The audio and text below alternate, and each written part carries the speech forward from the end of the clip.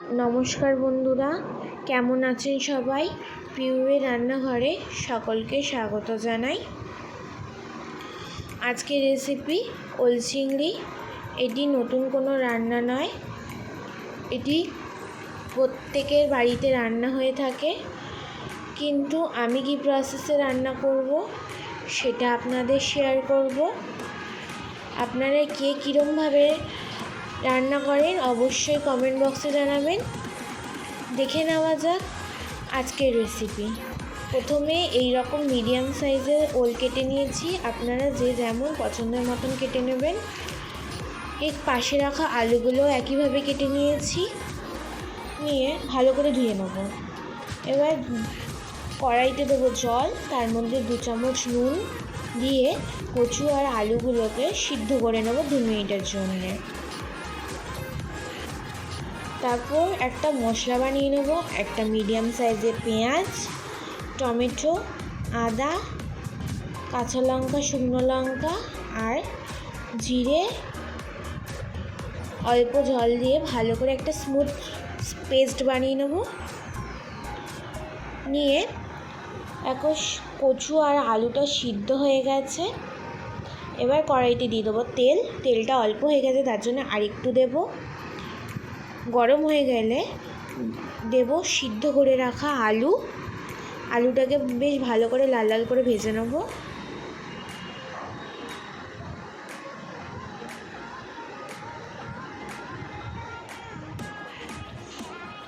লাল লাল করে ভাজা হয়ে গেছে, এবার আমি তুলে নিচ্ছি। এবার ওই তেলের মধ্যে দিয়ে দেবো চিংড়ি মাছ।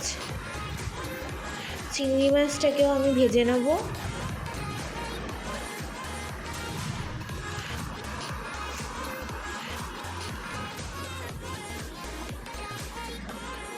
ভাজা হয়ে গেছে, তুলে নিচ্ছি।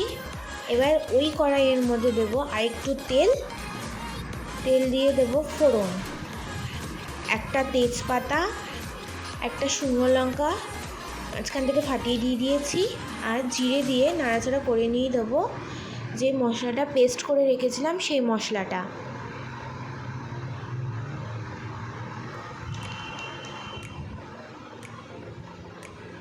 মশলাটা দিয়ে এর মধ্যে আমি গুঁড়ো মশলা অ্যাড করব। 2 চামচ মতন নুন, হলুদ আর লাল হওয়ার জন্য দেব কাশ্মীরি লঙ্কার গুঁড়ো, গোলমরিচ,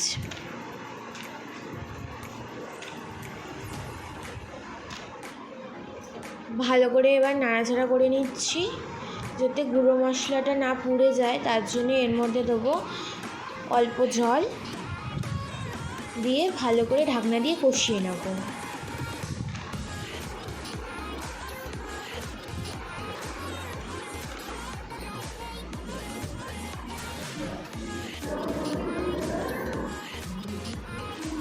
কষানো হয়ে গেছে, চারি সাইড দিয়ে তেল ছেড়ে দিয়েছে। এবার আলু আর কচু চিংড়ি মাছটাকে দিয়ে দেবো, দিয়ে ভালো করে মিশিয়ে নেব।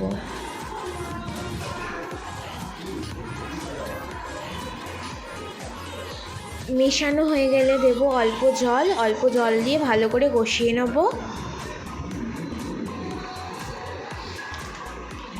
ঢাকা দিয়ে তাতে অল্প অল্প সিদ্ধ হয়ে যাবে।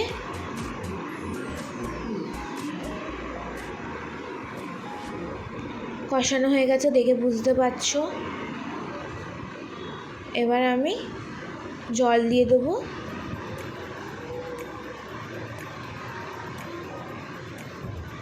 জল দিয়ে ভালো করে নাড়াচাড়া করে নিয়ে আবারও ঢাকনা দিয়ে দেবো সিদ্ধ হওয়ার জন্যে।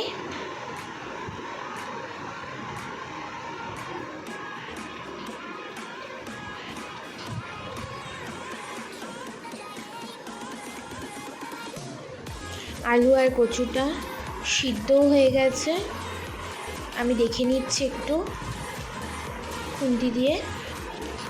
আলু আর কচু দুটোই সিদ্ধ হয়েছে ভালোভাবে। এবার ওর মধ্যে দেবো গরম মশলা দিয়ে ভালো করে নাড়াচাড়া করে নিয়ে গ্যাসের ফ্লেমটাকে বন্ধ করে দেবো।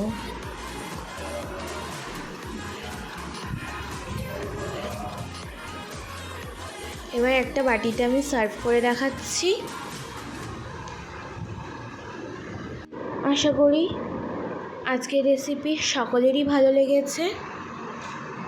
অবশ্যই বানিয়ে খাবেন। আমার ভিডিও যদি ভালো লেগে থাকে please like, comment and share